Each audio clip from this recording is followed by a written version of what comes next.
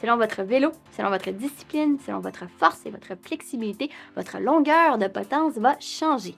Mais comment s'y retrouver? Aujourd'hui, je vous présente comment on fait chez Physio Vélo. Donc, dernière étape, normalement, du positionnement, je vous présente comment choisir sa longueur de potence. Aujourd'hui, je vous présente les caractéristiques de la potence, les étapes à avoir fait avant de prendre la décision de la changer et finalement, je vous donne nos trucs et astuces sur comment choisir la bonne longueur. Donc, la première caractéristique, c'est que la potence existe en différentes longueurs, c'est-à-dire qu'elle peut être plus longue ou plus courte. En vélo de route, généralement, on se retrouve aux alentours de 60 mm jusqu'à 140 mm de longueur par tranche de 10 mm d'une taille à l'autre, en général. Ensuite, elles viennent en différentes inclinaisons.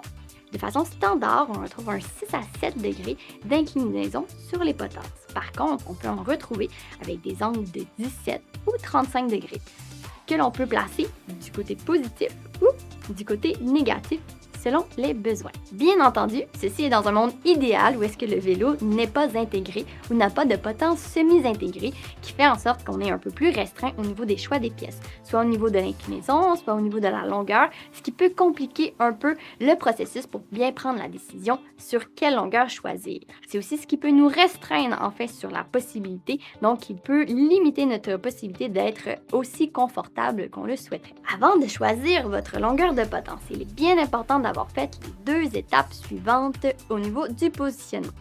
Première étape, il est important d'avoir déterminé votre position au niveau de la selle, étant donné que si vous avez besoin de rebouger celle-ci, soit en termes d'avancement ou de recul, et automatiquement votre distance entre la selle et vos cocottes va être modifiée en conséquence.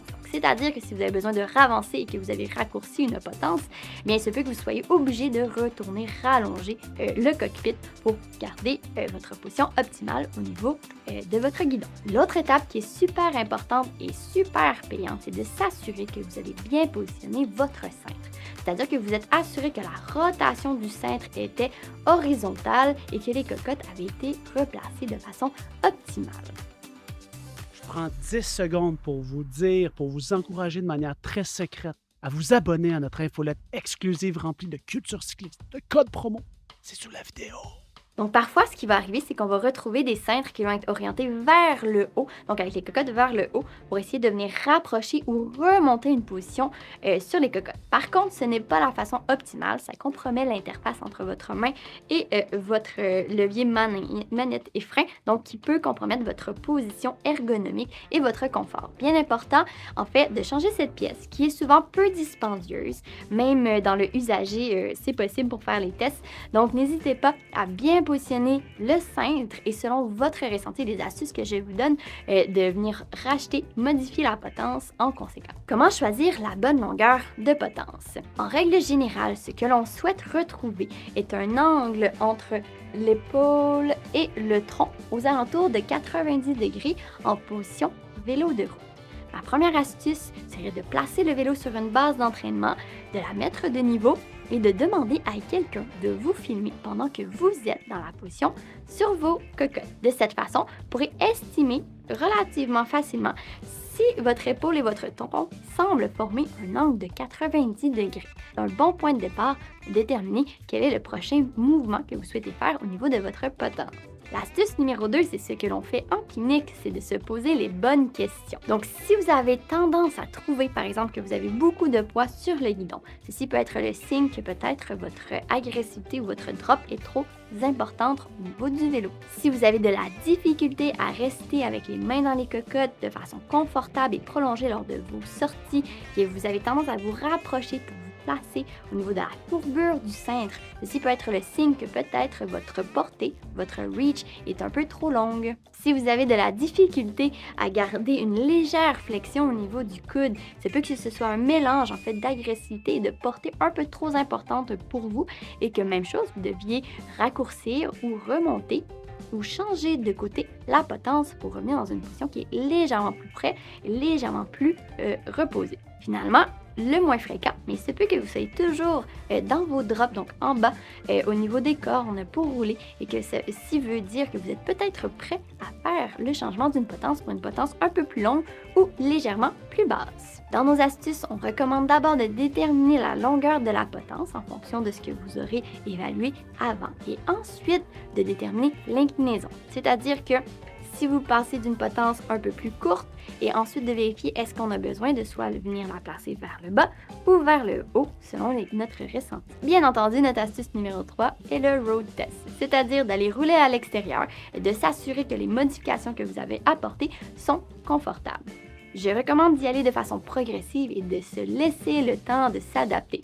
Comme toute modification, c'est normal que vous vous recherchiez au niveau de votre position sur le guidon lorsque vous avez apporté une modification de longueur ou d'inclinaison. Donc, laissez-vous, souvent à la clinique, on dit un 10 à 20 heures pour aller rouler à l'extérieur et voir si le changement que vous avez fait vous convient. Mon dernier petit conseil d'expert est que si vous pensez à remonter votre guidon, souvent il est nécessaire de penser à raccourcir la potence. Et si vous souhaitez descendre le guidon pour aller chercher une drop ou une agressivité plus importante, il est souvent nécessaire d'allonger un peu plus la position sur les cocottes. C'est-à-dire que ce que l'on veut, c'est que la position de l'épaule suive toujours le 90 degrés. Le meilleur exemple que je peux vous donner, c'est en vélo hybride ou vélo de montagne. Étant donné qu'on est plus redressé qu'en vélo de route, les mains vont être rapprochées. Et plus l'on descend, plus on doit éloigner les mains pour maintenir notre angle à 90 degrés.